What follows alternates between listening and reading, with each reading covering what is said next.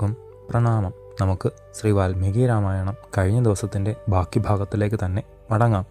മഹാശക്തനായ ദാനവൻ നിശിതങ്ങളും വിവിധങ്ങളുമായ ഘോര ശരങ്ങളെ തുരുതുരെ വർഷിച്ചു.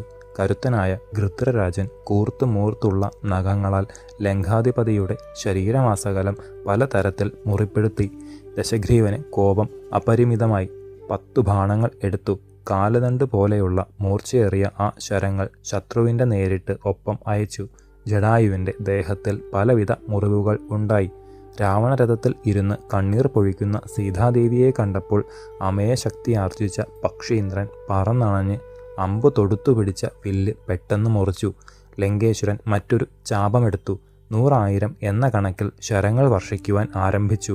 അസ്ത്രങ്ങളാൽ ആവരണം ചെയ്യപ്പെട്ട ജടായു കൂട്ടിനകത്ത് ഇരിക്കുന്നൊരു പക്ഷിയെ പോലെയായി. മഹാശക്തനായ ഗൃധ്രരാജാവ് ചിറകൊണ്ട് ഊക്കിൽ അടിച്ചു. അമ്പുകളെല്ലാം 4 പാടും ചിന്നിച്ചിതറി. വന്മല പോലെ തേരിൻ്റെ നേർക്ക് പാഞ്ഞെടുത്ത ജടായു കാൽനഖങ്ങളെ കൊണ്ട് ദശഗ്രീവധനുസിനെ മുറിച്ചിട്ടു. ചിറകടി കാറ്റുകൊണ്ട് തന്നെ മിന്നിത്തിളങ്ങുന്ന ചെന്തീപ്പോർ ചട്ടയെ ഛിന്നഭിന്നമാക്കി. സ്വർണ്ണക്കോപ്പുകൾ അണിഞ്ഞവയും പിശാചിൻ്റെ മുഖമാർന്നവയും വായുവേഗത്തിൽ ഇയലുന്നവയുമായ കുതിരകൾ അടുത്ത ക്ഷണത്തിൽ നിർജീവങ്ങളായി. ആഗ്രഹമനുസരിച്ച് പോകുന്നതും ദിവ്യരത്നാലങ്കൃതവുമായ കനകത്തേർ ഉടഞ്ഞ് തരിപ്പണമായി. പൂർണ്ണചന്ദ്ര തുല്യമായ വെൺകൊറ്റക്കുട, ചക്രവർത്തി ചിഹ്നമായ ആലവട്ടം, വെൺചാമരം എന്നിവ വഹിച്ച് രാവണ സമീപത്തിലുള്ള രാക്ഷസ മുഖ്യന്മാർ ഉയിരറ്റു വീണു. സാരഥിയുടെ തല ജടായുവിൻ്റെ കൊക്കിൻ തുമ്പിൽ കോർത്തു കഴിഞ്ഞു. വില്ലുമുറിഞ്ഞ് തേരുടഞ്ഞ് കുതിരകൾ ചത്ത് സാരഥിയും പരിവാരങ്ങളും ജഡമായി. ഭൂമിയിൽ വീണ രാവണൻ സീതാദേവിയെ പെട്ടെന്ന് താങ്ങി ഒക്കത്തുവെച്ചു. ത്രൈലോക്യനാഥനായി അഹങ്കരിക്കുന്ന വൈശ്രവണാനുജന്റെ തേർ തകർന്നതു കണ്ട വനദേവതമാർ ഖഗേശ്വരനെ വാഴ്ത്തി. വൃദ്ധനായ ജടായു ക്ഷീണിച്ചു തുടങ്ങിയെന്ന് ദൈത്യേന്ദ്രൻ മനസ്സിലാക്കി. അതിരറ്റ ആനന്ദത്തോടെ അവനീസുതയെയും കൊണ്ട് ആകാശമണ്ഡലത്തിലേക്ക് ഉയർന്നു. അമേയബലവാനായ രാവണൻ ജാനകിയെയും ഒക്കത്തുവെച്ച് അമ്പരതലത്തിൽ എത്തിയതു കണ്ട ജടായു ഉത്തരക്ഷണത്തിൽ ദശാസി സമീപത്തിൽ എത്തി ഇങ്ങനെ പറഞ്ഞു: അല്ലയോ രാവണ, രാക്ഷസേശ്വര, ശ്രീരാമബാണം ഇന്ദ്രവജ്രത്തിനു തുല്യമാണ്. ആലോചനയില്ലാത്ത അല്പബുദ്ധിയാർന്ന നീ സീതാദേവിയെ അപഹരിക്കുന്നത് അരക്കവംശത്തിൻ്റെ തന്നെ അറുതി വരുത്തുവാൻ ആയിത്തീരും. മന്ത്രിമാരും ബന്ധുക്കളും സുഹൃത്തുക്കളും ഒത്ത് ദാഹത്തോടെ നീ കുടിച്ചത് പരിഭാവന ജലമല്ല, കാളകൂട വിഷമായിപ്പോയി.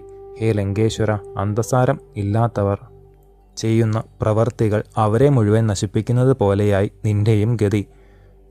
ഘാശഗർത്തത്തിൽ ആണ്ടുകഴിഞ്ഞു നീ. കാലപാശം കൊണ്ട് കുടുങ്ങിക്കഴിഞ്ഞ നിനക്കിനി എവിടെ ചെന്നാലും രക്ഷ കിട്ടുമെന്ന് വിചാരിക്കേണ്ട. ചൂണ്ടയിൽ കിടക്കുന്ന ഇരയെ കൊത്തിയ മത്സ്യം പോലെയായി ഈ ആശ്രമത്തിൽ കാലെടുത്തു വെച്ച നിന്റെ ഗതി. ശ്രീരാമാശ്രമം തീണ്ടിയ നീ അക്ഷന്തിവ്യമായ അപരാധം ചെയ്തു കഴിഞ്ഞു. ദാനവേന്ദ്ര, രഘുവംശത്തിൽ പിറന്നവരെല്ലാം തന്നെ അജയ്യരാണ്. ഏറ്റവും പരിശുദ്ധമായ വംശത്തിൽ പൗലസ്ത്യപുത്രനായി ജനിച്ച നീ ലോക നിന്ദിത കർമ്മം ചെയ്തൊരു മഹാഭീരുവായി തീരരുത്.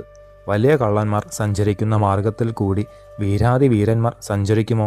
ഹേ രാവണ, അല്പമെങ്കിലും ശൂരത അങ്ങേക്കുണ്ടെങ്കിൽ യുദ്ധം ചെയ്യുവാൻ തയ്യാറായി അവിടെ നിൽക്ക്. നിന്റെ അനുജൻ കരൻ മരിച്ച് മണ്ണിൽ വീണതുപോലെ നീയും വീഴും. മൃത്യു വശകനായവൻ ചെയ്യുന്നതെല്ലാം അവൻ്റെ വിനാശഹേതുവായി തീരും. ദശഗ്രീവ, സാധാരണക്കാരനായ ഒരുവൻ കൂടി നിന്ദ്യമായി നികൃഷ്ടമായി കണക്കാക്കുന്നതാണ് നീ ഇപ്പോൾ ചെയ്യുന്നത്. സൃഷ്ടിസ്ഥിതി സംഹാര ശക്തിയുള്ള സർവേശ്വരന്മാർ പോലും പാപം വന്നു ചേരുന്ന കർമ്മം ചെയ്യുകയില്ല.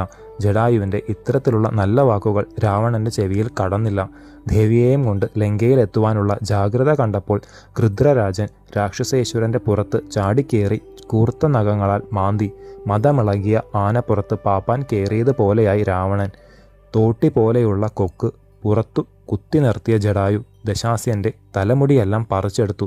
നഖങ്ങൾ ആഴത്തിൽ താഴ്ത്തി ഖഗേന്ദ്രൻ ഇങ്ങനെ വീണ്ടും വീണ്ടും കഷ്ടപ്പെടുത്തിയപ്പോൾ വിറയ്ക്കുന്ന ചുണ്ടുകളോടെ രാവണൻ വൈദേഹിയെ ഇടത്തെ ഒക്കത്താക്കി വലത്തെ കൈകൾ കൊണ്ട് ജടായുവിനെ അടി തുടങ്ങി.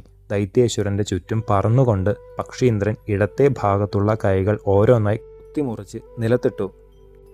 എന്നാൽ ഓരോ കൈ മുറിഞ്ഞ് നിലത്ത് വീഴുമ്പോഴും പുറ്റിൽ നിന്ന് ഉഗ്രവിഷജ്വാലകൾ വമിക്കുന്ന പത്തി വിടർത്തി ചാടുന്ന സർപ്പങ്ങൾ പോലെ കൈകൾ മുളച്ചു വന്നു തുടങ്ങി. ക്രോധാധീനനായ രാവണൻ സീതാദേവിയെ നിലത്തു നിർത്തി കൈകാലുകൾ കൊണ്ട് പക്ഷീശ്വരനെ മർദ്ദിച്ചു. നിസ്തൂല്യമാർന്ന അവരുടെ യുദ്ധം അല്പനേരം അത്ഭുതജനകമായി നടന്നു. തീക്കട്ട പോലെ തുടുത്ത കണ്ണുകളോടുകൂടിയ രാവണൻ പ്രസിദ്ധിയാർന്ന ചന്ദ്രഹാസം ഉറിയിൽ നിന്ന് വലിച്ചൂരി ശ്രീരാമസ്വാമിക്ക് വേണ്ടി അശ്രാന്ത പ്രയത്നം ചെയ്യുന്ന ജടായുവിൻ്റെ 2 ചിറകുകളും കാലുകളും വെട്ടിമുറിച്ചിട്ടു. അരക്കൻ്റെ കട്കപാദമേറ്റ് ഹതനെ പോലെ ജടായു ഭൂമിയിൽ വീണു.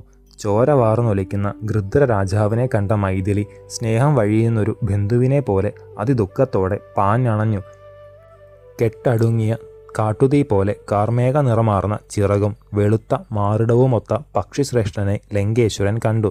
രാവണന്റെ മർദ്ദനം കൊണ്ട് ചൈതന്യമറ്റുകിടക്കുന്ന ജടായുവിനെ പൂർണ്ണചന്ദ്രവദനയായ സീതാദേവി കെട്ടിപ്പിടിച്ച് കരയുവാൻ തുടങ്ങി. ശേഷം ചരിതം നമുക്ക് അടുത്ത ഭാഗത്തിലൂടെ കാണാം. ഗുരുപാദങ്ങളിൽ സാഷ്ടാംഗ പ്രണാമത്തോടെ നമസ്കാരം.